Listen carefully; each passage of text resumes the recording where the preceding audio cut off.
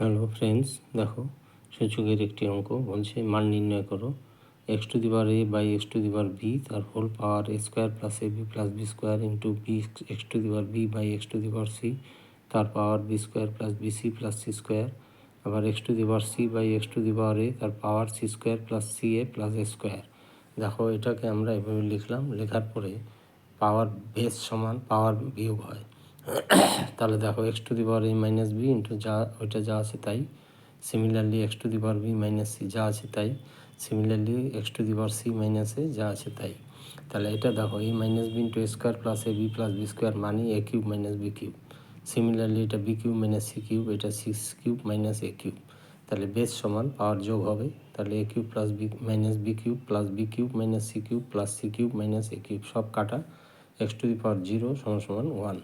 অঙ্কটি ভালো লাগলে তোমরা লাইক কমেন্টস শেয়ার করতে ভুলো না।